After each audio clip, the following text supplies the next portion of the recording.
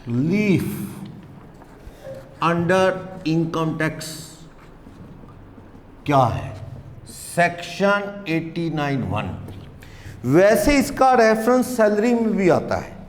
जब आप सैलरी का चैप्टर पढ़ते हैं तो आप वहां भी इसकी थोड़ी बहुत डिस्कशन करते हैं। ये रिलीफ का टॉपिक क्या है? मान लो मुझे अरियर ऑफ सैलरी मिल गया कुछ सालों का इकट्ठा, मुझे थोड़ा थोड़ा मिलता, उसकी बजाय इकट्ठा मिल गया, तो आज मेरी स्लैब ज्यादा है, तो ऐसे तो टैक्स ज्यादा बन जाएगा। फिर मेरे पे टैक्स कम बनना चाहिए, मेरे को थोड़ा थोड़ा मिलना चाहिए, मुझे इकट्ठा मिल गया। मान लो मैं कहता हूं कि आज 2020-21 में 20-21 में मेरी टैक्सेबल इनकम जो थी रूटीन, मेरी इनकम थी 7 लाख। मुझे आके कई सालों का अरियर और मिल गया, अरियर रिसीव्ड वो मिल गया। मान लो वो मिल गया 2017-18 का, 18-19 का और 16-17 का। 3 साल का पैसा मुझे आज मिल गया। यहाँ का 50,000 पे, यहाँ का 30,000 और यहाँ का 20,000। ये लाख रुपए अरियर है, अरियर ऑफ सैलरी, किसी वजह से पहले नहीं मिला। जैसे कई बार क्या होता है कि सरकार बैक डेट से तनख्वाह बढ़ा देती है, चल रहा है 2021, सरकार कहती है 2015 से सबकी तनख्वाह बढ़ा दी जाए, तो बैक डेट के पैसे आज मिलते हैं। क्या पहले टैक्स लगा? पहले पता था क्या मिलेंगे? नहीं। कई बार बोनस मिल जाता है, ऐसी सरकार 3 साल बैक डेट से दे देती है, तो उस पर टैक्स लगना रह गया, वो आज पैसा इकट्ठा मिल जाता है। पर दिक्कत ये आती है कि आज वो आपकी इनकम में आके लाख रुपए जुड़ गया, आपकी इनकम क्या होगी? 8 लाख। आज दिक्कत यह है कि आज आपकी स्लैब ऊंची है, मान लो अगर पहले मिलता आपकी इनकम थोड़ी थी तो शायद आप पे टैक्स क्या लगता? कम। तो इसलिए आप चिल्लाओगे कि मुझे 3 साल 4 साल 2 साल का पुराना पैसा जो आज मिला, आज मेरी स्लैब हाई हो गई, मेरे पे टैक्स क्या लग जाएगा? ज्यादा। तो इनकम टैक्स कहता है ऐसा कर, चिंता मत कर, तू ऐसा कर, आज तू बता एक्स्ट्रा टैक्स तेरा कितना है, आज एक्स्ट्रा टैक्स कितना है और पास्ट में तेरा बचा कितना है। अगर तुझे ये पास्ट में मिलते तो पास्ट में शायद टैक्स लगता ना थोड़ा बहुत, जो तूने नहीं दिया। सेविंग बता तेरी पास्ट में कितनी है और आज बता तेरा एक्स्ट्रा कितना है, फिर देखते हैं कंपेयर करके। जैसे मान लो मैं स्टेप 1 बनाऊं आज, प्रीवियस ईयर 20-21, आज मिला कितना? 7 की जगह क्या हो गए? 8 लाख। तो आप टैक्स किस पे बनाओ? टैक्स ऑन 8 लाख बनाना। 8 लाख पे कितना टैक्स हो जाएगा? बंदे की उम्र है 45 साल, एज 45 साल है, बनाओ स्लैब लगाओ, रेजिडेंट आदमी है। Very good afternoon Saurabh. चलो कितना बन जाएगा? 60 प्लस 12,500 72,500 प्लस 4% क्या? एजुकेशन से सरचार्ज, तो 50 लाख तक लगता ही नहीं। कितना बन गया? 75,400 इंक्लूडिंग एजुकेशन सेस, ये आपका टैक्स बन गया आज। अगर ये पंगा ना होता, यानी ये टैक्स 8 लाख किस पे लगा? Including arrear. अब आप इसी साल टैक्स ऑन टोटल इनकम जो कि कितनी है? 7 लाख, ये कौन सी? Without arrear. अरियर ना मिलता आज तो कितना टैक्स बनता? बोलो। 7 लाख रुपए पे लगाओ, 40,000 एक हो गया 5 लाख से ऊपर, और बाकी 12,501, 52,500 का 4% एजुकेशन सेस जोड़ लो, 54,600। तो आप देखो स्टेप 1 का answer excess tax, excess tax in current year. Current year कौन सा अपना? 20-21, due to arrear receive. Arrear मिलने की वजह से कितना फालतू टैक्स लगा आपका? बोलो कितना? 20,800। ये स्टेप 1 है। आप इनकम टैक्स को समझाएंगे कि भैया ये अरियर मेरा आज का नहीं, पुराने वाला आज मिला है, मैं तो फालतू में पंगे में पड़ा हूं। मेरी इनकम 8 लाख रुपए बन गई, जबकि बननी कितनी चाहिए थी? 7। मेरे लाख रुपए पुराने वाले आ जाने की वजह से मेरे 8 लाख पे टैक्स बन गया ये, जबकि ना अरियर आज की इनकम 7 लाख पे टैक्स बनता ये। उस 1 लाख के अरियर पे कितना टैक्स बन गया है? 20,800 रुपए का टैक्स बन गया है उस अरियर पे। समझ आ गई बात? 20,800 रुपए का टैक्स बन गया है।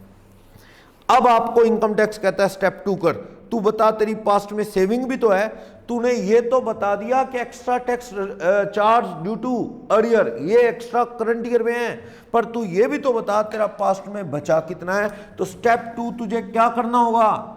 Step 2 tax saving in past, tax saving in past years, past year due to non receipt of earlier, वो ना मिलने की वजह से टैक्स पास्ट में बचा भी तो है। मान लो एक साल उठाता हूं मैं 18-19, या ये कह दूं, लो ये मैं कह देता हूं ये 17-18 है, ये 18-19 है और ये 19-20 है, और मैं कह रहा हूं 19-20 में टैक्स के रूल सेम थे और 19-20 के अंदर टैक्सेबल इनकम विदाउट अर्लियर कितनी थी? टैक्सेबल इनकम विदाउट अर्लियर अपनी 4,95,000 थी। अर्लियर मिलता तो कितनी हो जाती अपनी इनकम? 5,15,000। तो तू बता ना पास्ट में तेरा टैक्स बचा भी है, ये 20,000 ना मिलने की वजह से ये 3 बार करना पड़ेगा, क्योंकि ये 3 सालों का है। ये किस साल की बात कर रहा है? 19-20, फिर मुझे 18-19, फिर मुझे 17-18 में टैक्स सेविंग ढूंढनी पड़ेगी। फिलहाल मैं किस साल में ढूंढ रहा हूं? 18-19 में। बताओ step 1 tax on total income including earlier. अगर पास्ट में ही मिलता तो टैक्स कितना लगता? 20 और 4 95 जोड़ के 495 प्लस ये अर्लियर 5,15,000 पे कितना टैक्स लगता? पिछले साल रूल सेम थे, 19-20 में रूल सेम थे, इसलिए मुझे पुराने रूल नहीं बताने। अगर मैं इन सालों का लूंगा तो पेपर में आपको क्या दूंगा? पुराने रूल। टैक्स की रूल हमेशा सेम थोड़ी है। सरचार्ज बीच में कई साल लगता ही नहीं था, एजुकेशन सेस कई साल 3% लगा, आजकल कितना लग रहा है? 4% लग रहा है। तो ये रूल बदलते रहते हैं, तो मुझे क्या पिछले 20 सालों के याद है? तो मुझे तो पेपर में दे देगा। मैंने कहा 19-20 में सेम रूल है, तो अगर ये मिलता 20,000 19-20 में तो 495 और 20,000 5,15,000 हो जाता है। ये लाखों में लिख दिया मैंने। 4,95 और 20,000 का अर्लियर, 5-15 पे टैक्स बनाना, अर्लियर वो जोड़ के एजुकेशन जोड़ के 16,104% एजुकेशन जोड़। पर तूने भरा कितना? Tax on total income without earlier. जो तूने टैक्स भरा वो कितने पे भरा? सिर्फ 4,95,000 पे। कितना टैक्स भरा?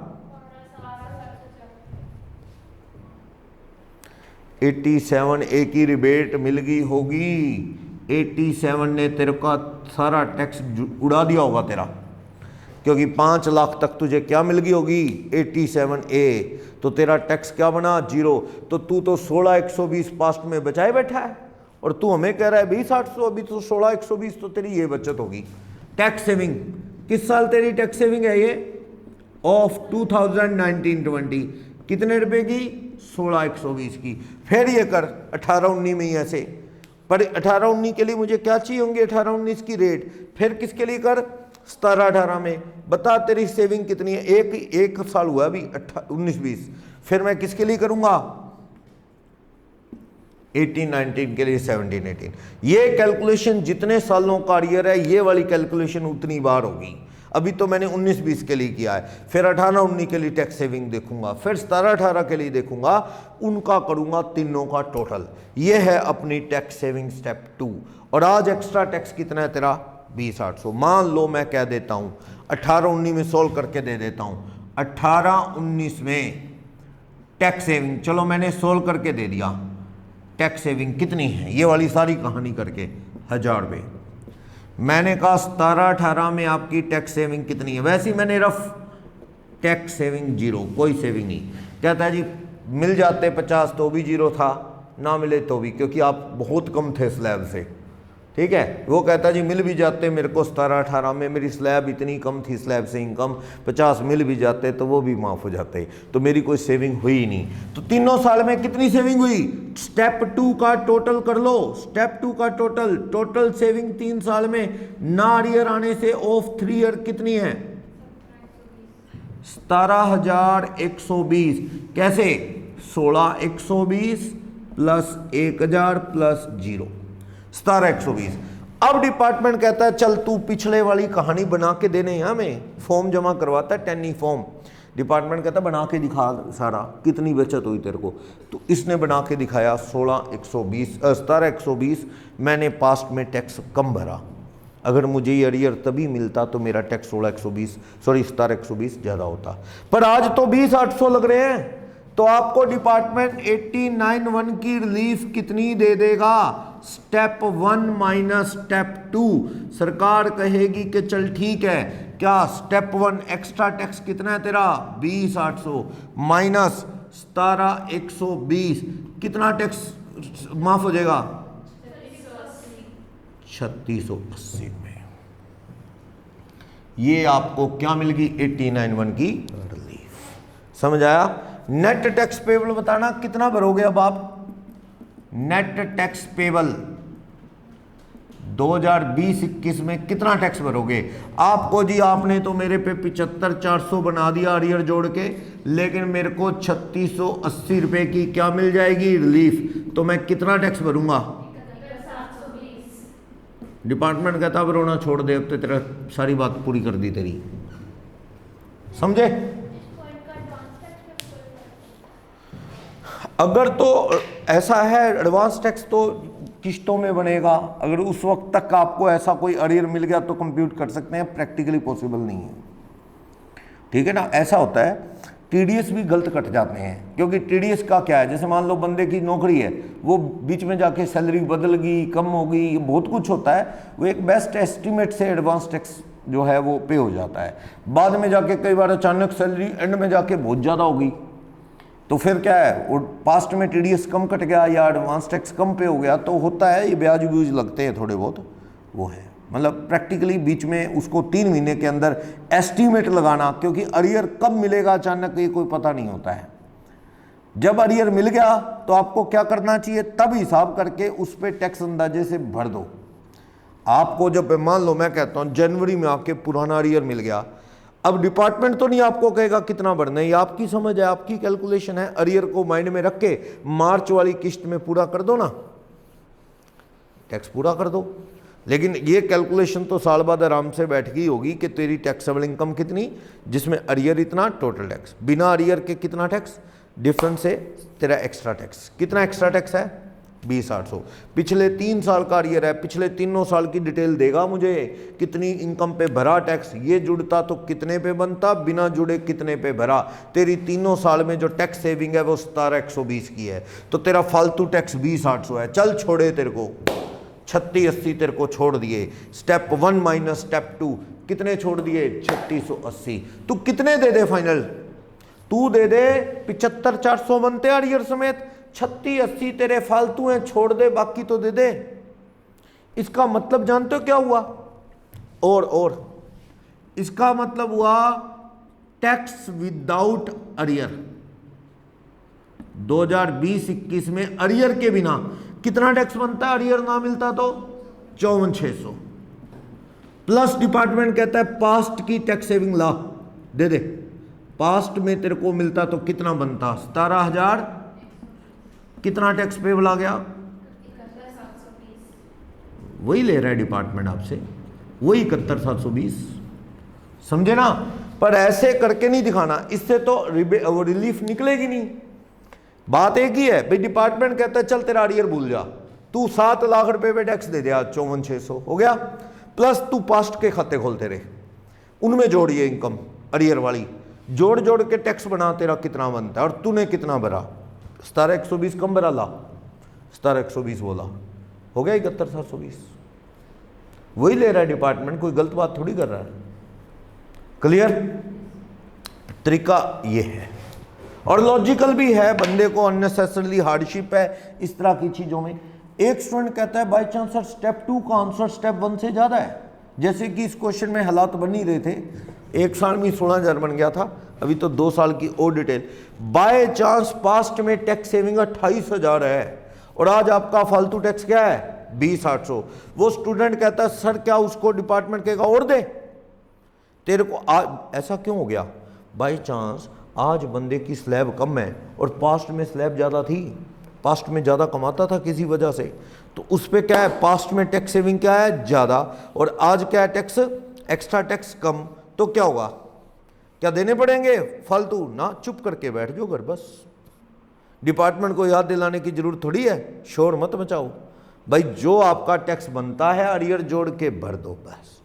ये आपके लिए बेनिफिट है, क्लेम आपने करना है, ठीक है। क्लेम कब करना है आपने, जब आपको फायदा होता दिखे कि भाई एक्स्ट्रा टैक्स इतना है और पास्ट की टैक्स सेविंग क्या है, कम है, तो डिफरेंस की क्या ले लो, रिलीफ। उल्टा हो गया कि आज एक्स्ट्रा टैक्स है 20,800 और पास्ट की टैक्स सेविंग 28,000, तो फिर आप क्लेम मत करो 89(1) की रिलीफ, आपके लिए नहीं बनी 89(1) की रिलीफ। बोलो कोई डाउट इसमें, किसी को भी प्रॉब्लम, सौरभ, लवप्रीत, भूषण, सार्थक, कोई भी डाउट इसमें, समझ आइए। तो एक छोटा सा कंसेप्ट है, वैसे तो कई बुक राइटर तो सैलरी के चैप्टर के अंदर ही जोड़ के पढ़ा देते हैं, लेकिन उससे पता क्या है, आपको टैक्स बनाने की उतनी प्रैक्टिस, पांचों हेड डिडक्शन का भी काम हो सकता है यहाँ, तो वो वहाँ पढ़ा नहीं होता अपने सैलरी के चैप्टर के वक्त, ठीक है। वो तो इस तरह पढ़ा देते हैं कि मान लो कोई डिडक्शन नहीं, कुछ नहीं, बस सैलरी का चैप्टर की ही इनकम है, उसको बेस लेके कर लो। लेकिन हो सकता है कोई ATC हो, और पंगा पता है बहुत है, एक तो पास्ट के ईयर की क्या ढूंढोगे आप, टैक्स की रेट्स, इन सालों के खाते खोलोगे पुराने और सुनो प्रॉब्लम कितनी है, प्रॉब्लम यह है कि डिडक्शन भी थी पास्ट में, वो भी बदल सकती हैं आपकी। मान लो बंदे ने 80G की कैटेगरी डी में दान दिया है, 80G की कैटेगरी डी, अगर ये अरियर नहीं मिला तो 80G की कैटेगरी डी का क्वालिफाइंग अमाउंट COD का अलग होगा, और अब ये अरियर मिलता तो वो अमाउंट क्या हो जाता, क्वालिफाइंग ज्यादा, तो 80G भी तो बदल जाएगी। कैलकुलेशन करने वाले को कितना मुश्किल हो गया, समझ सकते हो आप, कैलकुलेशन तो आपकी काफी मुश्किल हो जाएगी।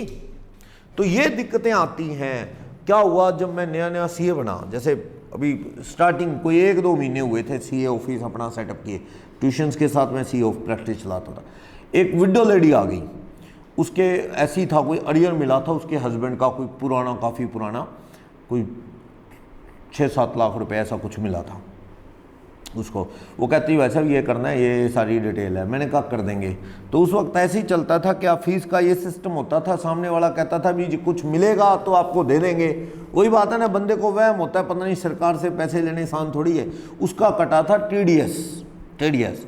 तो हमने उसको यही कहा कि भाई जो TDS कटा है आपका, उसका जो भी TDS कटा है, काम होने पे जो TDS आएगा उसका 10% फीस। और ये बड़ा रीजनेबल था उस वक्त के हिसाब से, भी जितना फीस बनेगी उसका। उसको क्या हुआ, चलो वो कहती ठीक है, उसको पता भी नहीं था क्या फीस होती क्या नहीं, उसको तो यही नहीं था कि आएंगे वापस। TDS कटा था और वो टैक्स TDS इसलिए कट गया था, उसको कई सालों के पैसे हस्बैंड के आज इकट्ठे आ गए थे, उस पे सरकार ने TDS काट के दे दिया। अब करना क्या था, उसके हस्बैंड की वो जोड़ जोड़ के बनानी थी पिछले सालों की। मैंने उसको कहा भी आप ले आओ सारा पिछली रिटर्न डिटेल ये वो, तो उन्होंने सिस्टमेटिकली रखे भी नहीं थे, ऐसे ही बड़े से कागज सारे ग्रंथ से उठा के दे दिए भी आप ही ढूंढ लेना इसमें क्या है। हमारा स्टाफ लगा रहा कौन से TC के सबूत हैं ये वो सारा, पुरानी रिटर्न बड़ी मुश्किल हुई। दिक्कत होती है सारे पुराने खाते खोलने, पुराने टैक्स की रेट्स, सारी डिडक्शन दोबारा टैक्स बनाना, क्योंकि डिपार्टमेंट तो हिसाब मांगता है, डिटेल बना के दो पूरी। तो चलो हमने कई दिन लगा के उस पर स्टाफ ने बना दिया, उसका फाइल कर दिया, उसको का लगभग 1.5 लाख रुपए वहाँ से रिफंड आ गया उसके अकाउंट में। तो अब बारी थी उसकी फ़ीस देने की, तो 15,000 रुपये फ़ीस होगी। तो हमने उसको फ़ोन कर दिया जी आपको ऐसे करके रिफंड उसके खाते में। फ़ीस देने की बात आई तो फिर वो बदल गई, वो कहती मैं तो गरीब हूँ, विडो हूँ, मैं कहाँ से पैसे दूँ, इतने पैसे तो नहीं मैं दे सकती, देख लो ये वो। तो चलो जैसे तैसे भी हमने कहा जो देना है दे दो, और क्या इलाज है। तो कई बार ऐसा होता है, बंदे को पहले तो ये फील हो रहा होता है भी पता नहीं आएंगे कि नहीं आएंगे, ये तो कह रहे हैं पर सरकार कहाँ देगी नहीं देगी। जब आ जाते हैं तो उसे लगता है ये तो अपने ही पैसे थे, ये तो अपने ही आए हैं, इनका क्या है, ऐसे होता है। तो ये ना बड़ा एक CA की प्रैक्टिस का मेन पार्ट है ये। आज मेरे पास कुछ एक SAS एग्ज़ाम होता है स्टेट अकाउंट सर्विस का, ऑफिसर लोग आते हैं प्रमोशन के लिए, अकाउंटिंग पढ़ने आते हैं सुबह सुबह। तो वो लोग जो हैं वो भी आज बात कर रहे थे कि ऐसे करके हमें अरियर मिला हुआ है लगभग सभी को किसी चीज़ का, तो हमें वो ये बनाना है। अभी डिपार्टमेंट का पोर्टल बंद है, 2.5 महीने से बंद, कुछ नहीं, कोई रिटर्न नहीं जा रही, इनकम टैक्स की कुछ नहीं हो रहा, कोई काम नहीं हो रहा। किसी ने फ़ॉरेन जाना है, 1-2 गर्ल्स हैं, कोई मेरी पुरानी स्टूडेंट इलाहाबाद से, उन्होंने फ़ौरन जाना है, वो एक रिटर्न लगानी है, 2-2.5 महीने हो गए वो रिटर्न ही नहीं जा रही, पोर्टल ही नहीं चल रहा। वो कह रहे हैं कोई और अल्टरनेटिव जाएगा इस इनकम टैक्स की साइट पे, और अल्टरनेटिव क्या होगा, साइट बंद है। उन्होंने जाना है फ़ौरन स्टडी बेस पे, और वो काम रुका हुआ है, तो बड़ी दिक्कत है। तो ये दिक्कतें हो जाती है। और वो वाला ये जो कैलकुलेशन है ना, ये वाला काम भी नहीं हो रहा आज की डेट में इनकम टैक्स की साइट पे। कुछ नया सर्वर बनाया डिपार्टमेंट ने, तो वो फेल हो गया। एक्चुअल में पुराना सर्वर सही चल रहा था बिल्कुल इनकम टैक्स का, किसी को परेशानी नहीं, बड़ा बढ़िया दौड़ रहा था कई सालों से। सरकार कहती नहीं आपको और बढ़िया देंगे, तो हम लोगों ने कहा सीएस एडवोकेट ने नहीं चाहिए, ये बढ़िया चल रहा है, क्या नहीं और बढ़िया देंगे आपको, ये बड़ा पुराना हो गया, नया देंगे, और नया दे दिया, 2.5 महीने से चल नहीं रहा। तो बोलो जो चीज़ हमें चाहिए नहीं दे क्यों रहो। ये बिल्कुल वैसी है, सरकार कहती है गली पक्की करनी है, गली वाले कह रहे हैं जी गली पक्की तो है ऑलरेडी, पक्की क्यों करनी है, तो पहले ही और करो जो कच्ची पड़ी है। सरकार नहीं बढ़िया पक्की करेंगे। वही बात है, सरकार ने धक्के से जो है लोगों पे थोप दिया। 4200 करोड़ रुपए इन्फोसिस कंपनी को दिया उस सॉफ्टवेयर पोर्टल को बनाने के लिए, 4200 करोड़, और सुपर फ्लॉप रहा। जब सरकार अपने कंप्लायंस नहीं पूरे कर पा रही, 2.5 महीने से सारा देश रुका पड़ा है, कोई काम नहीं हो रहा, बिजनेस की कोई रिटर्न नहीं जा रही, और हमसे कहती है हाँ जी रिप्लाई विद इन वीक, कोई मतलब कोई इन्फॉर्मेशन है और है, रिप्लाई विद इन 5 डेज। कैसे लोग कंप्लाई कर दें, आप देख लो। जब जीएसटी पोर्टल आया ना, बना दिया वही बात, वो आज तक नहीं संभल रहा। रिटर्न देना भरी जाए तो उसका सरकार के नहीं ठीक है, ठीक था नहीं। अब सीएस से ज़्यादा मार्केट में कोई बंदा नहीं है जो इन चीज़ों को समझ सके, क्योंकि उन्होंने स्टडी की इन चीज़ों की। और सीएस लोग कहते नहीं ये पोर्टल में कमी है, नहीं भरी जाती रिटर्न। तो जिन्होंने पोर्टल बनाया था वो सरकार के जीएसटी डिपार्टमेंट के लोग बैठ गए बेंगलोर में, चलो हम भर के देखते हैं। 2.5 घंटे उनको लग गए एक रिटर्न भरने में। कहते देख लो तुम कहते हो सही है, तुम्हें लग गए 2.5 घंटे, हम तुमने तो बनाया ही ये, और हमसे क्या एक्सपेक्ट करते हो, हम तो यही काम करते रह जाएंगे ये चीज़। और हुआ क्या, प्रोफेशनल लोगों के फिर ट्राई कर रहा है, नहीं भरी जा रही रिटर्न, फिर ट्राई कर रहा है, उसकी तो नींद हराम होगी। क्लाइंट जाके सो रहा है, सीए साहब बता देना जब हो जाए ना, आप बता देना मैं सो रहा हूँ। तो ये हाल हो रहा है। चलो काम ये भी रुका हुआ है, सारे रुके हुए हैं। सरकार ने जीएसटी पोर्टल तो खराब चल ही रहा था कई सालों से, 2017 से वो ऐसे ही हैंग हो जाता है, कभी कुछ कभी कुछ।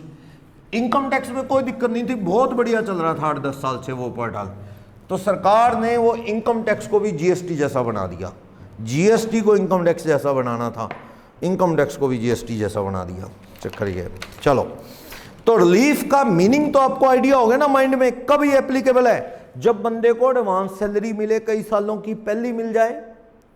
ठीक है, जैसे आप ये मान के सोल्व करो कि आज इकट्ठा मिल गया 4 सालों की सैलरी, आज आप पे वो ना मिलती तो कितना टैक्स लगता, वो जोड़ के कितना, फ्यूचर के सालों में अज्यूम करना पड़ेगा सैलरी कितनी होगी, इतनी, वो आपको प्रेडिक्ट करके आपको कैलकुलेशन आपकी करने के देनी होगी कि भाई कितना टैक्स मेरा फालतू बना है। पर प्रैक्टिकली बताऊं, एडवांस सैलरी पे रूल जरूर है, कंप्यूट करना वाकई बहुत मुश्किल है।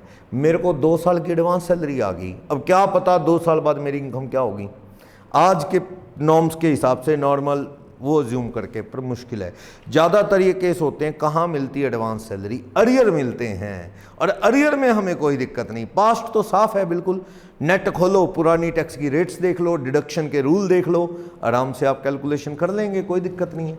टाइम जरूर लगेगा। चलो तो बता रहा है किसी को करंट ईयर के 12 मंथ्स में 12 मंथ से ज़्यादा सैलरी मिल जाए, कोई पुरानी मिल जाए जो हाई रेट टैक्स में आ जाए तो दिक्कतें आती हैं, दिक्कतें आती हैं, टैक्स ज़्यादा लग जाता है, तब वो चिल्लाता है कि मुझे रिलीफ दें। फैमिली पेंशन में भी ऐसा हो जाता है, कई बार क्या है पुराना वाला पैसा इकट्ठा आने से ऐसा। तो सैलरी एडवांस मिले या अरियर मिले या पुराना वीआरएस का पैसा मिले नौकरी जाने पे वो। लेकिन एक बात है, जिसको 1010C ले ली ना आपने, 1010C और 89(1) की रिलीफ, ये VRS, both are mutually exclusive, both are mutually exclusive. ये सुना हुआ है ना म्यूचुअली एक्सक्लूसिव। प्रोबेबिलिटी में एक चीज हो सकती है, दोनों नहीं। इसका मतलब या तो ये ले लो डिडक्शन, डिडक्शन वीआरएस वाली लेते थे ना 5 लाख तक, या तो वो ले लो, या फिर क्या ले लो 89(1) की रिलीफ। दोनों बेनिफिट नहीं। आपको नौकरी जाने पे इकट्ठा लमसम पैसा मिला तो आप अक्सर कौन सी बेनिफिट लेंगे, डिडक्शन लेंगे? 1010C लेंगे। तो 1010C ले लो, दोनों बेनिफिट आपको नहीं मिल सकते, बात यह है। क्लियर? तो आप 1010C लेंगे या 89(1? तो प्रैक्टिकली लोग 1010C क्लेम करते हैं, दोनों नहीं ले सकते एक साथ। चलो ये बात होगी। कोई भी ऐसा पेंशन CVP ले लेते हो, होता है ना, पेंशन धीरे धीरे मिलनी थी, आपने इकट्ठी ले ली, तो जो पैसा धीरे धीरे मिलता, मान लो बंदे को 2.5 लाख रुपए तक वैसे ही माफ था, अब इकट्ठा मिल गया वो 8-9 लाख हो गया, अब वो आपका टैक्स ज़्यादा लगेगा। तो फिर आप किसको याद करना? 89(1 की रिलीफ को। भी इकट्ठा मिलेगा धीरे धीरे की बजाय तो टैक्स ज़्यादा लग सकता है, तो आपको क्या मिलेगी? 89(1 की रिलीफ। नीचे कह रहा है 89(1 की रिलीफ और 1010C दोनों एक साथ नहीं मिल सकते, दोनों में से क्या मिलेगी? एक। ये आप देख लो, स्टेप बता रहा है, प्रोसीजर बता रहा है। स्टेप 1 क्या बताया था? एक्स्ट्रा टैक्स गिनो। क्या, कैसे? एक बार अरियर जोड़ के करंट ईयर 2021 में टैक्स बना लो और एक बार सारा अरियर जोड़े बिना टैक्स बना लो टोटल इनकम पे, तो क्या आ जाएगा अरियर पे? Extra tax. स्टेप 2 क्या है? पास्ट की ईयर में जाओ, जितने सालों का अरियर है, अगर एक ही साल का अरियर है 18-19 का, तो 18-19 में वापस जाओ, कितनी इनकम पे टैक्स भरा? एक बार अरियर 18-19 में वापस जोड़ो इनकम में, कितना टैक्स बनता? पर आपने बिना अरियर कितना भरा? Tax saving in past due to non receipt of arrear कितना है? स्टेप 1 और 2 का डिफरेंस ही माइनस कर लो, क्या है? 89(1 की रिलीफ। अगर स्टेप 2 ज्यादा है, पास्ट की सेविंग ज्यादा है बजाय स्टेप 1 से, तो आपको रिलीफ क्लेम नहीं करनी। समझ आई बात? ये सारे स्टेप बता दिए गए हैं। स्टेप नीचे नोट भी है, देख लो। कहता है अगर कोई सही नहीं, मतलब स्टेप 1 का आंसर स्टेप 2 से कम है, तो आपको कोई रिलीफ अप्लाई करने की जरूरत नहीं। और अगर एसएससी को 87A की रिबेट मिलती है, 89 की रिलीफ मिलती है, तो 87 पहले गिनी जाएगी। वो तो मैंने अभी क्वेश्चन में बताया कि अगर आपको, मैं कह रहा हूँ टैक्स बनाओ, मान लो करंट ईयर में भी 2021 में ही बंदे की इनकम जो है बिना अरियर के 495 या 490, अरियर 60,000 है, तो आप क्या करोगे? 490 और 60 मिला के 550 पे टैक्स, 87A मिलेगी ना, 550 पे टैक्स बना लो, कितना बनेगा? 10,000 और 12,500, 22,500 प्लस 4%, कितना? 22,500 प्लस 4%,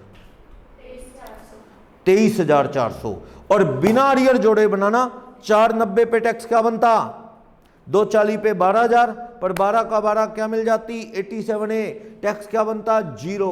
और अरियर मिलने की वजह से 23,400। तो कितना एक्स्ट्रा टैक्स है? सारा अरियर की वजह से है 23,400। यानी रिबेट तो बहुत पहले काम आ जाएगी 87A वाली, अगर इनकम 5 लाख से ज्यादा ना हुई तो। रिलीफ तो बाद में निकलेगी 89(1 वाली, स्टेप 1 और बी के, स्टेप 2 के डिफरेंस से। ठीक, तो ये याद दिला रहा है। एजुकेशनल सेस भी गिनना है, वो हो जाएगा। मैं इलस्ट्रेशन 1 करता हूं, पहले देखना। अंबानी से मिलते हैं क्या? Illustration 1, question number 1, relief under 89(1), section 89(1। देखो, कहता है मिस्टर अंबानी एक कंपनी में एम्प्लॉई है, 7,60,000 रुपये रिसीव हुआ 2021 में बाय वे ऑफ सैलरी, 7,60,000 रुपये मिला है इसे। This amount include a sum of 50,000 being the arrear of salary. इसे क्या है? अरियर ऑफ सैलरी कितना मिला है? 50,000। इसमें जुड़ा हुआ है for the previous year 14-15, previous year 14-15 का इसमें अरियर जुड़ा हुआ है। तो यानी ये ना 7,60,000 में 50,000 रुपये क्या जुड़ा हुआ है? अरियर जुड़ा हुआ है। तो आप देखो, एक बार आप स्टेप, आप यहाँ पे प्रीवियस ईयर लिखो, प्रीवियस ईयर 2021, प्रीवियस ईयर 2021 में income, total income including arrear, total income without arrear, ऐसे कर लो फॉर्मेट। लो, स्टेप 1 2 बनाने की बजाय ऐसे कर लो स्टेप 1। क्या मुझे बताओ, इंक्लूडिंग अरियर और विदाउट अरियर, 2021 वाला साल है ये, प्रीवियस ईयर। बनाओ टोटल इनकम कितनी, अरियर जोड़ूं। पहली बात तो ग्रोस सैलरी है ना, ग्रोस सैलरी कितनी कह रहा है? ग्रोस सैलरी 760, जिसमें क्या जुड़ा हुआ है? Arrear. Less standard deduction 16(1)(a) कितनी मिल जाएगी? 50। तो टैक्सेबल सैलरी कितनी आ जाएगी? 6 लाख नहीं, 7,00,000 यहां आएगी 7,10,000 और बिना अरियर जोड़े विदाउट अरियर 6,60,000। समझे 6,60 क्यों? यानी ये वाली चीज कितनी हो जाएगी, ये वाली 7,10 होएगी अरियर ना जोड़ूं तो। 7,60 माइनस 50,000 का अरियर है, वो अरियर ना मिलता तो ये ग्रोस कितने होते 7,10,000। इसमें से स्टैंडर्ड डिडक्शन 50 कम करेंगे तो कितने हो जाएंगे 6,60,000। तो आप देखो एक्स्ट्रा टैक्स कितना है, बनाना एक बार रफली कर लो, मुझे लगता है ना ग्रोस वर्ड नहीं है यहाँ, चेक कर लो एक बार, बनाना एक बार। 7,10,000 रुपये पे टैक्स कितना बनता है? मान लो कोई और इनकम नहीं है, टैक्स बनाओ। 42,000 एक हो गया, 12,501 600, इस पे बनाना 32 और 12,500 46, दोनों का डिफरेंस सही है। बनाओ टैक्स, इस पे टैक्स कितना बनेगा बनाओ। 5 लाख तक तो 12,500, 1,60 का 20% 32, तो कितना हो गया 44,500। उस पे 4% एजुकेशन सेस जोड़ दो, कितना हो गया 46,280। तो आप देखो ना tax on total income, total income पे टैक्स बना लो। 7,10 पे तो कितना बना 56,680 और 6,60 पे कितना टैक्स बना 46,280।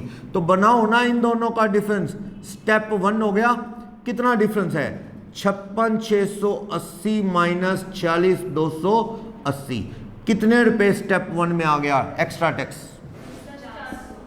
ये क्या चीज है, ये एक्स्ट्रा वाला टैक्स है ऑन अरियर, अरियर की वजह से जो लगा है। समझ आ गई बात? स्टेप 1 समझ आया। एक बार अरियर जोड़ के और एक बार बिना जोड़े टैक्स बना लिया, क्लियर। चलो अब ये तो थी 20-21 की बात। अब मैं चलता हूं किस साल का अरियर है ये 14-15 क्या है, पर मुझे टैक्स की रेट याद है क्या 14-15 की? ना, आपको पेपर में देगा क्या प्रीवियस ईयर कौन से में चलूं 14-15 लिखना। अब भी ये यहां यही है क्या 14-15 में भी क्या लिखोगे टोटल इनकम इंक्लूडिंग अरियर, फिर टोटल इनकम विदाउट अरियर। 14-15 में चले गए अपन। 14-15 में बताओ मेरे को क्या कितनी इनकम थी विदाउट अरियर? 490 थी विदाउट अरियर, 4,90,000।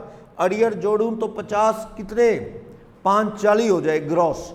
लेकिन मुझे टैक्स के रेट पढ़ने पड़ेंगे, नीचे नोट है पढ़ो, क्वेश्चन में दे रखे हैं पढ़ो। 14-15 में क्या रूल था 2 लाख रुपए पे कोई टैक्स नहीं था। 2 लाख से 5 लाख पे कितना था 10%, 5 लाख से 10 लाख पे कितना था 20 और 10 लाख से ऊपर 30। यानी कि ऊपर वाली दोनों स्लैब तो सेम थी। स्टार्टिंग वाली स्लैब में क्या था 2.5 लाख की जगह 2 लाख से 5 लाख पे 5% की जगह 10% था। ओके, सरचार्ज क्या था 14-15 में रूल ही नहीं था। एजुकेशन सेस कितना चलता था 3% और उस वक्त कोई 87A की रिबेट नहीं हुआ करती थी। लेकिन आगे बढ़ो, स्टैंडर्ड डिडक्शन उस वक्त साल 14-15 में कितनी चलती थी 50। यानी देखो मुझे पूरी डिटेल चाहिए।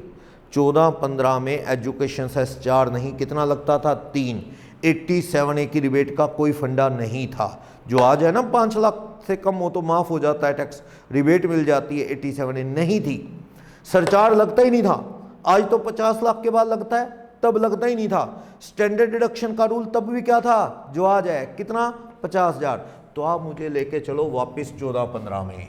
14-15 में टोटल या salary gross salary with arrear, with arrear, arrear जोड़ दूं तो ग्रोस सैलरी 490, अरियर कितने रुपए का था अरियर ऊपर 50,000 का, तो कितने हो गए। लेकिन 16(1) की डिडक्शन तब भी थी कितने रुपए 50।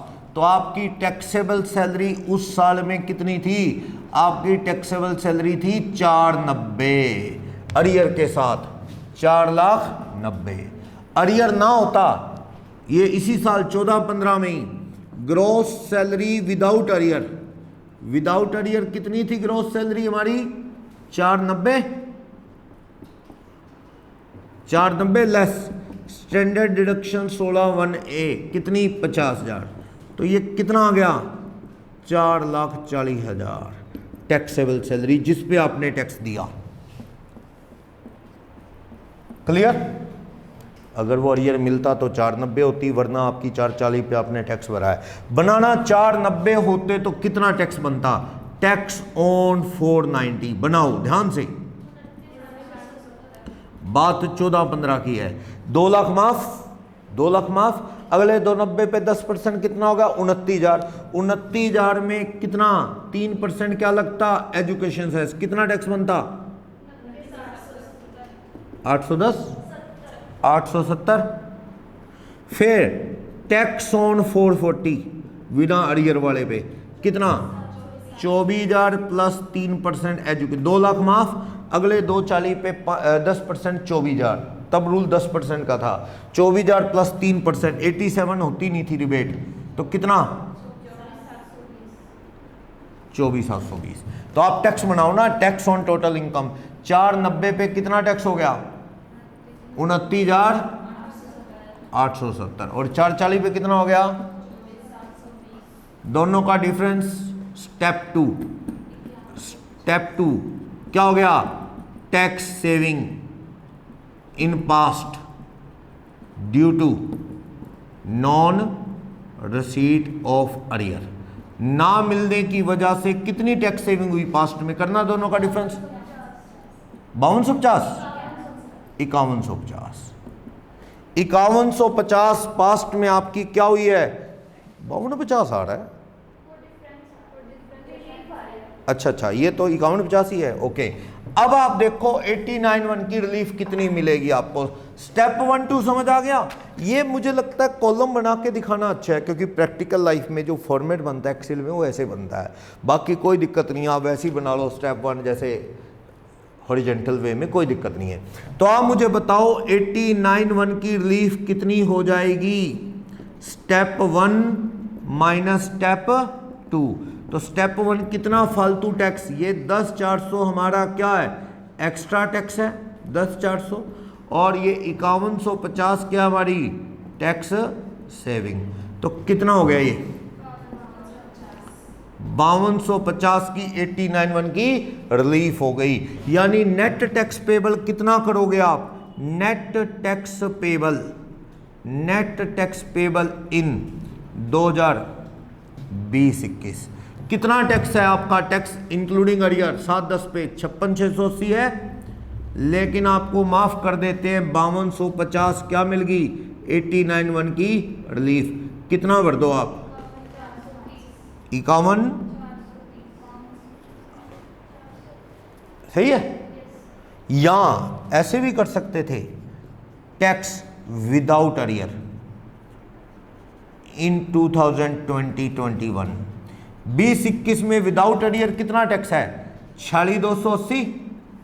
46,280 प्लस पास्ट की टैक्स सेविंग कितनी है? स्टेप 2 कितना है? स्टेप 2 कितना है पास्ट की टैक्स सेविंग? 5150। ठीक, तो आप इन दोनों को जोड़ लो, कितना टैक्स पेबल आ जाएगा? 51,430 टैक्स पेबल आ गया। पर वैसे ये चेक कर लिया आपने, सही तो ऊपर वाला है कि रिलीफ निकालो, रिलीफ काटो। आपका 56,680 बनाए बैठा है ना डिपार्टमेंट, 89(1) की रिलीफ काट दो उसमें से 5250। कितना टैक्स पेबल आ गया? 51,430। समझ आई बात? क्लियर? लेकिन इलस्ट्रेशन 1 में कोई भी डाउट है तो बोलो। इलस्ट्रेशन 1 में कोई भी डाउट? 89(1) की रिलीफ का एक समझ आ गया तो बाकी भी इजीली समझ आएंगे। और ये इतने सालों का करना पड़ सकता है जितना अरियर है। ये तो मैंने एक ही साल लिया था, ठीक है, क्योंकि लेंथ ही ना हो। स्टूडेंट पॉइंट ऑफ व्यू से ज़्यादा साल नहीं देगा, लेकिन एक सीए पॉइंट ऑफ व्यू से तो 10 साल भी हो सकते हैं।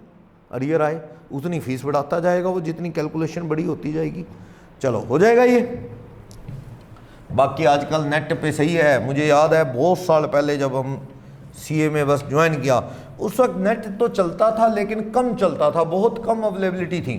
तो बुक्स आती थी मार्केट में 15-20 साल पुराने स्कैनर, उसमें पुरानी रेट्स होती थी, स्पेशल लेनी पड़ती थी ताकि पुरानी रेट देखनी हो तो कहाँ से ढूंढेंगे। आजकल नेट आ गया, सर्च करो सारी रेट्स आ जाएंगी, किस साल की मर्जी ढूंढ लो, तो कोई दिक्कत नहीं है। किताबों में से ढूंढने की जरूरत नहीं है आजकल। चलो क्वेश्चन नंबर 2 और देखो।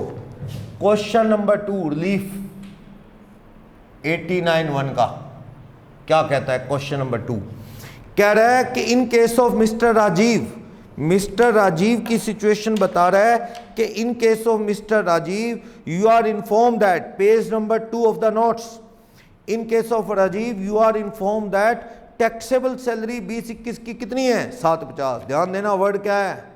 टैक्सेबल सैलरी वर्ड है, इसलिए स्टैंडर्ड डिडक्शन काटनी नहीं है। टैक्सेबल सैलरी 7.5 और इसमें अरियर जुड़ा है नहीं। कह रहा है वैसे अरियर मिला कितना है? 1.5 लाख, यानी अरियर के बिना 7.5 है, अरियर जोड़ दूं तो मिले कितने हैं? 9 लाख। और वैसे ये 1.5 लाख कितने सालों का है? पिछले सालों का है। 13-14 असेसमेंट ईयर का 75 जा रहा है। वैसे 13-14 में आपकी सैलरी कितनी थी? अरियर तब मिल जाता तो कितने हो जाते? 325। और 14-15 में 3.5 लाख सैलरी थी टैक्सेबल, 35,000 नहीं मिले, वो आज मिले। किस साल के? 14-15 के। 15-16 के 470 पे टैक्स भरा, 40,000 तब नहीं मिले, वो आज मिले। 3 सालों के आज कितने मिले हैं? देखो 3 सालों के 75, 35 और 40 कितने? 1.5 लाख रुपए मिले हैं। तो आपको 89(1) की रिलीफ बनानी है। प्रोसेस वही है, आप फॉर्मेट वही बनाओ। यहाँ पे कौन सा साल लिख दूं? प्रीवियस ईयर 20-21 लिख दूं? प्रीवियस ईयर 20-21 लिख दिया। यहाँ पे आपके कॉलम वही हैं, क्या? Total income with arrear, total income without arrear. तो लिखो टोटल इनकम, लिखो क्या? विद अरियर और विदाउट अरियर कितने हैं? विद अरियर 750 और 1.5 लाख कितने हो गए? 9। 1.5 ना मिलते तो कितने होते? 7.5। 9 लाख और ये 7.5। बनाना टैक्स ऑन टोटल इनकम बनाओ। करंट ईयर में 9 लाख पे 80 एक हो गया, 12,501, 92,500 प्लस 4% करना 96,200 और 750 होते तो 12,501 और 50,001, 62,500 प्लस 4% एजुकेशन 65,000। ओके, तो इन दोनों के डिफरेंस से क्या आ गया? ये स्टेप 1 है। क्या? Extra tax due to arrear, 3 सालों का अरियर। इस साल में तो चाहे 20 साल का हो, हमें कोई खास मेहनत नहीं है, जोड़ना है, टोटली जोड़ना है। पिछले सालों में दिक्कत आती है। यहां कितना एक्स्ट्रा टैक्स है? 31,200 हमारा टैक्स क्या बना? एक्स्ट्रा। लेकिन एक्स्ट्रा तो बन गया, पर पास्ट की टैक्स सेविंग भी तो ढूंढनी है। इसके लिए मुझे किधर जाना होगा? स्टेप 2 3 बार करना होगा। पिछले सालों में जाके अकाउंट दोबारा ओपन करने पड़ेंगे मुझे, पिछले सालों के। कौन कौन से साल के? Assessment year 13-14। 13-14 में क्या करो आप? टोटल इनकम विद अरियर और टोटल इनकम विदाउट अरियर करो। विद और विदाउट अरियर करो। यहां पे क्या कहता है? करो टोटल इनकम विद अरियर और विदाउट अरियर करना। 2.5 लाख रुपए थी विदाउट अरियर और 75 जोड़ दूं तो कितनी हो जाएगी? 325। तो वैसे 325 पे टैक्स लगाना, नीचे रेट है। 13-14 की रेट क्या थी? 2 लाख रुपए पे टैक्स नील, 2 लाख से 5 लाख पे 10%, 5 से 10 पे 20, 10 लाख से ऊपर 30, एजुकेशन सेस 3%। उस जमाने में भी कोई 87A की रिबेट नहीं थी, सरचार्ज नहीं था। लास्ट में पढ़ो डी पॉइंट, कहता है ऊपर वाले तीनों सालों में सरचार्ज का रूल था ही नहीं। करो 2 लाख माफ, 125 का 10% 12,500, 3% एजुकेशन जोड़ दो 12,500 में, फिर लगाओ 2.5 लाख में 2 लाख माफ, 50,000 का 10% 5,000, 5,000 में 3% जोड़ दो 51,50। तो ये क्या आ गया? स्टेप 2 आ गया। लेकिन स्टेप 2 3 बार बनेगा, ये पहली बार बना है। इसको ए ने दे दूं, स्टेप 2A। ये क्या है? टैक्स सेविंग इन 13-14 में due to non receipt of arrear ना मिलने की वजह से कितना टैक्स सेव हुआ? बोलो 70-25 7725 ये टैक्स अपना बचा है। अब फिर आप करो, किस साल की बात करें, असेसमेंट ईयर 14-15 की। 14-15 में भी आपको कॉलम वही बनाने पड़ेंगे, टोटल इनकम विद अरियर और टोटल इनकम विदाउट अरियर। ये कॉलम बनाओ आप। असेसमेंट ईयर 14-15 में 3.5 लाख रुपए थे आपके, अरियर मिलता कितना 14-15 में 35,000, 3.5 और 35 कितना हो जाता 385। लगाओ 385 पे टैक्स। नीचे 14-15 की रेट सेम है, 2 लाख माफ, 2 लाख से 5 पे 10%, 5 लाख से 10 लाख पे 20%, एजुकेशन सेस 3%, रिबेट थी नहीं, सरचार्ज था नहीं। लगाओ 185 का 10% 18,500, 3% एजुकेशन सेस, 3.5 पे 2 लाख माफ, 1.5 लाख पे 10% 15,000, उस पे 3% जोड़ दो 450। अब आप देखो यहां पे स्टेप 2 ही है, ये स्टेप 2, इसको बी नाम दे देता हूं क्योंकि एक पहले आ चुका है। ये tax saving in assessment year 14-15 due to non receipt of arrear, arrear ना मिलने की वजह से। कितना 3605। ये वाला साल खत्म, अभी 1 साल और है, 3 साल की कहानी है सारी, 1 साल और बनाओ। असेसमेंट ईयर 15-16, 15-16 में भी 2 कॉलम बनेंगे ऐसे ही। कौन से, टोटल इनकम विद अरियर और टोटल इनकम विदाउट अरियर। वही स्टेप दोबारा से, क्या ये वाला दोबारा बनेंगे। करो 470 और 40 जोड़ूं तो कितने हो जाएंगे 510। वैसे आपने 470 पे टैक्स भरा, रुक जाओ 14-15 ये 15-16 के टैक्स के रूल बदल गए हैं। देखो नीचे 13-14, 14-15 के रूल अलग थे और ये देखो 15-16 में नया रूल आ गया। क्या, 2.5 लाख रुपए पे कोई टैक्स नहीं। इसका मतलब 5-6 सालों से स्लैब वही चल रही है 2.5 लाख वाली। सरकार ने वो नहीं बढ़ाई लेकिन 87 की रिबेट दे दी। ऐसा कुछ खेल खेल लिया सरकार ने। उससे पता है सरकार को फायदा हो गया। सरकार ने ये गेम खेल ली कि 2.5 लाख की, जैसे 2 लाख थी जब हम लोग पढ़ते थे उस वक्त, स्लैब और कम होती थी, लाख लुक, फिर 2 हुई, फिर 2.5 हुई, अब 2.5 चल रही है। सरकार ने इसे 3 या 4 लाख नहीं किया, सरकार ने 87 की रिबेट चला दी कि अगर 5 लाख तक की इनकम है माफ। इससे फ़ायदा ये कि अगर आपकी इनकम 5.5 लाख है तो आपको तो नुकसान है, आपको 87 मिलेंगी नहीं, सरकार को पूरा टैक्स बनेगा। अगर इसकी बजाय सरकार परमानेंट 2.5 लाख को 3.5-4 लाख कर देती तो वो सबको ही माफ होती, 6 लाख वाले को भी, 8 लाख वाले को भी। अब तो 87 की रिबेट सिर्फ उसी को मिलेगी जिसकी इनकम 5 लाख से ज़्यादा नहीं है, ठीक है ना। तो सरकार बड़ी इनकम वालों को बख्शने के मूड में नहीं थी, तो उन्होंने स्लैब बढ़ाई नहीं कई सालों से। देख लो 6 साल से 2.5 लाख माफ ही चल रहा है। 2.5 लाख माफ, अगले 5 लाख तक 10% था, वो ठीक कर दिया, आजकल 5% है। 10 लाख से ऊपर वही पुराना रूल, रिबेट थी नहीं, एजुकेशन से 3%। चलो लगाओ 2.5 लाख पे तो 10% 25, 5 लाख से ऊपर वाले 10,000 पे 20% 2,000, 27,000 हो जाएगा। 3% जोड़ना। अब चलो आगे 470 पे 2 लाख 50 एग्जाम्प्ट। नेक्स्ट 220 पे कितना हो गया 10%, 22,000, 3% एजुकेशन। ये अब देखो यहां पे स्टेप 2 ही चल रहा है, अभी सी नंबर कर दिया इसको। Tax saving, tax saving in assessment year 15-16 due to non receipt of arrear, arrear ना मिलने की वजह से। कितनी टैक्स सेविंग है बोलो 52, 5150। तो अब आपने ये फॉर्मेट तो बना दिया, ये फॉर्मेट से ये पता लग गया स्टेप 1 तो ये है कितने रुपए 31,200 स्टेप 1।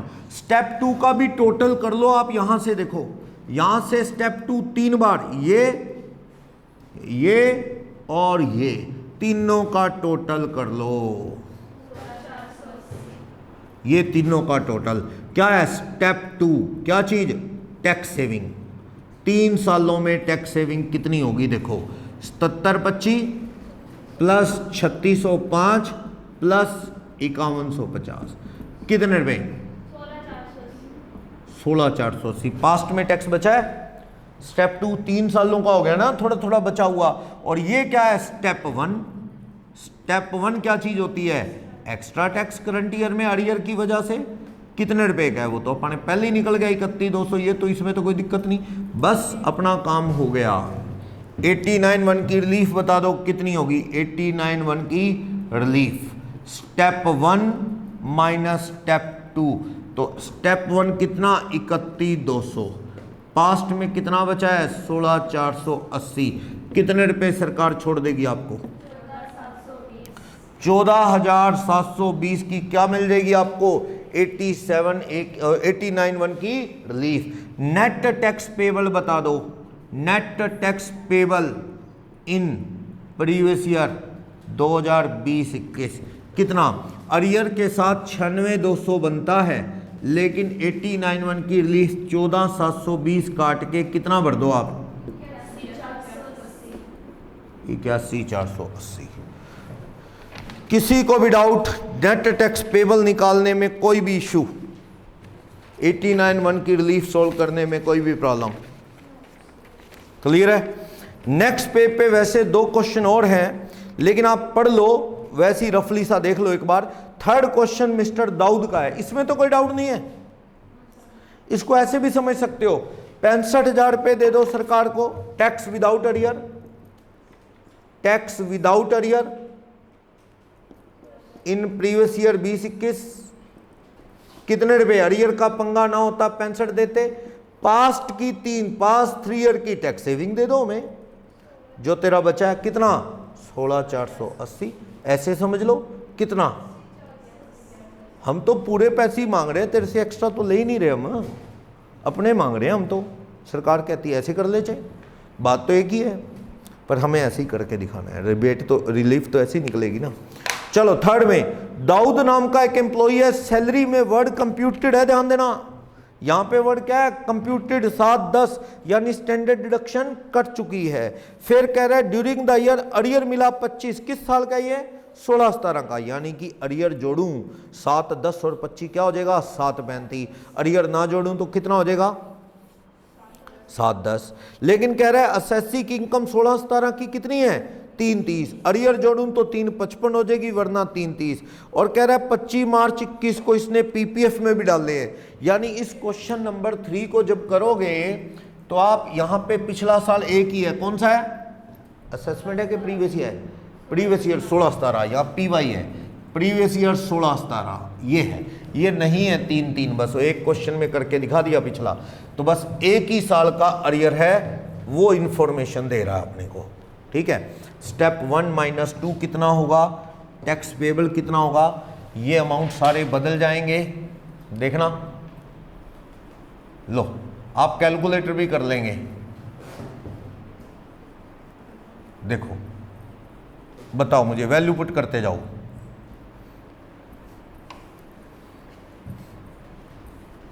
देखो क्या इसमें बनाओ, वो काटना है करंट ईयर की टोटल इनकम विद अरियर बताना कितनी?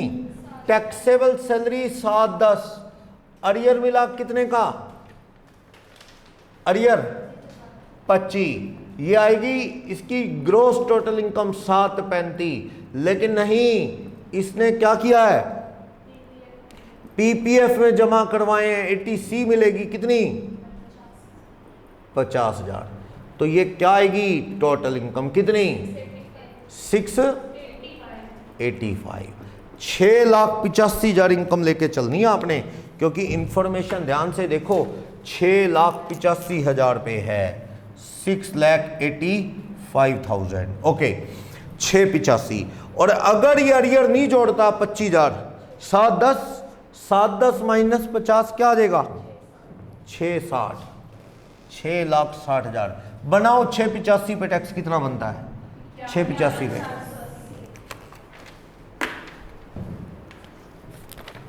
51, 660 पे बना दो, 32 1 हो गया, 12,501 हो गया, 44,500 प्लस 4%, 46,280। डिफरेंस निकालना इनका 50। अब चलो पिछले साल 330 थे, 25 जोड़ूं तो कितने हो जाएंगे? 355। और ये कितने हैं 320। 355 पे टैक्स बनाओ कितना, रूल नीचे देख लो। 16-17 में क्या रूल था, 2.5 लाख माफ, फिर 10%, फिर 20, फिर 30। स्टैंडर्ड डिडक्शन अलाउड नहीं होती थी उस जमाने में, ग्रोस सैलरी में से कोई स्टैंडर्ड डिडक्शन नहीं थी। और एजुकेशन सेस कितना लगता था 3, सरचार्ज नहीं था। रिबेट कितनी थी, अब ये पंगा भी बढ़ गया ना। 87A की रिबेट कितनी हुआ करती थी 2000, किस साल 16-17 में 2000 हुआ करती थी। तो आप मुझे बताओ 16-17 में 330 प्लस 25 जोड़ूं तो कितने हो गए 3,55,000। किस साल की बात है ये 16-17 की ये थी। इस पे टैक्स बनाना कितना बनता है, टैक्स 2.5 लाख रुपए माफ, अगले वाले पे कितना 1.5 पे 10%, 10,500।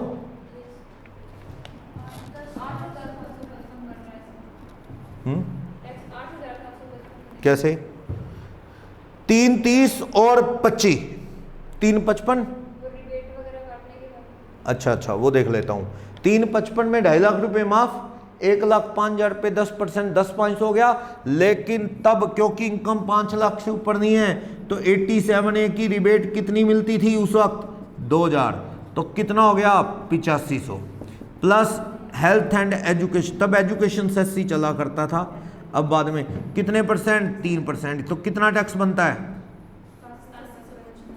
8755। रिबेट का रूल अलग था। चलो फिर आप बताओ 16-17 में, रुक जाओ, 16-17 में ही 330 पे टैक्स बनाओ, टोटल इनकम विदाउट अरियर। 330 पे टैक्स कितना बन जाएगा 2.5 लाख माफ 8,000, इसमें से 87A की रिबेट मिल गई होगी 2,000, कितनी इनकम रहेगी 6 प्लस 3% एजुकेशन जोड़ के टैक्स कितना भरा होगा आपने 6180 भरा होगा, सही है। 2.5 लाख माफ, बाकी 80,000 रुपये पे कितना 10% 8,000, 2,000 की क्या मिल गई रिबेट, 87A की रिबेट मिल गई, तो 6,000 के ऊपर 3% जोड़ दिया तो कितना बन गया 6180। तो स्टेप ए ये वाले दोनों का डिफरेंस कितना, बात है ये 16-17 की, कितना 2575। तो आप करो ना रिलीफ, स्टेप 1 माइनस स्टेप 2, 89,1 की रिलीफ कितनी आ जाएगी बोलो। स्टेप 1 कितना आ गया 5200, स्टेप 2 कितना आ गया 2575, तो कितनी रिलीफ मिल गई बोलो 2625 रुपए की क्या मिल गई 89,1 की रिलीफ। टैक्स पेबल कितना आ जाएगा आपका, टैक्स 51,480 है, उसमें से आपको 2625 तो क्या मिल गई 89,1 की रिलीफ, तो कितना आ गया, कितना भरोगे आप 48,855, 48,855 रुपए पेबल है, आपको टैक्स भरना है। 10 रुपए में राउंड ऑफ कर लें तो 48,860 भर देना। अच्छा क्वेश्चन है, इसमें वो रिबेट का भी पॉइंट आ गया, क्योंकि ये तो जिस साल का रूल होगा हमें देगा, हमें नहीं पुराने याद करने, हमें दे देगा, हम वैसे वैसे टैक्स लगा लेंगे जैसे जैसे देगा वो हमें। बोलो कोई भी डाउट इसमें, किसी भी तरह का इश्यू। तो ये बता रहा था नीचे summary of the important point, नीचे पढ़ो, कहता है रिलीफ जो 89(1) की है ना, ये अरियर ऑफ सैलरी पे मिलती है। कहता है relief arises on account of lower slab rate of tax applicable in early arrear. वही बात, पास्ट में टैक्स की रेट कम थी, आपकी इनकम कम थी, आज ज़्यादा है तो मिलती है। यस, कई बार क्या होता है, बंदा कहता है मुझे ना 8 सालों के 50-50 मिले, बंदा कह रहा है 8 सालों के, कहता मेरे को सस्पेंड कर रखा था, क्या मेरे को तनख्वाह कम देते थे या मेरे कोई गलती होगी थी मेरे से, तनख्वाह काटते थे मेरी, ऐसा होता है, पनिशमेंट मिलती है, तनख्वाह काट देती है सरकार, या कोई इंक्रीमेंट लगती है वो रोक देती है, तो कम मिलते थे 50-50 हज़ार। 8 साल बाद वो केस जीत गया, सारे मिल गए 4 लाख इकट्ठे। अब वो कहता जी मेरे को तो वो 2.5 लाख 2-2 लाख माफ़ होते हैं, मैं तो उसके अंदर ही घूम रहा था, तो धीरे धीरे मिलते तो मैं स्लैब बेसिक में ही माफ़ हो जाता, आज मेरे को इकट्ठे मिल गए तो मैं बेसिक एग्जामिशन से ऊपर निकल गया।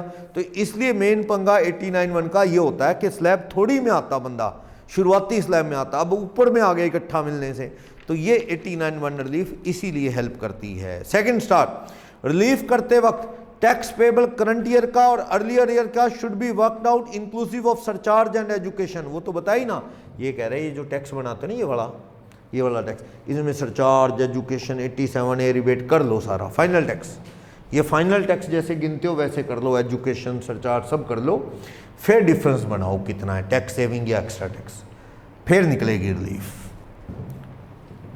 जबकि मार्जिनल रिलीफ में ऐसा नहीं होता था। मार्जिनल रिलीफ में तो क्या होता था, पहले मार्जिनल रिलीफ दे दो, कोई 50 लाख के नज़दीक है या 1 करोड़ के नज़दीक इनकम है तो पहले मार्जिनल रिलीफ दे दो, फाइनल जो टैक्स आएगा उस पे एजुकेशन सेस लगता था। यहाँ ऐसा नहीं है, यहाँ पे कहता है पहले फाइनल लगा लो सब कुछ, एजुकेशन सरचार्ज जो रिबेट रिबूट है कर लो पहले जो तूने करना है, फिर देखेंगे तेरा फाइनल टैक्स कितना एक्स्ट्रा और पास्ट में फाइनल टैक्स कितना सेविंग है। डिफरेंस से क्या आएगा, 89(1) की रिलीफ। समझ आई बात। क्वेश्चन नंबर 4 और है ऐसा ही सेम क्वेश्चन है जैसे पहले किया अपन ने। टैक्सेबल सैलरी दे रखी है 5,90,000 और इसमें 40,000 कौन सा जुड़ा हुआ है, अरियर, यानी बिना अरियर के 5,50 है, अरियर के साथ कितना है 5,90।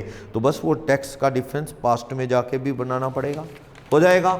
रिलीफ के टॉपिक में तो यही था, कर लोगे। कोई भी डाउट रिलीफ से रिलेटेड?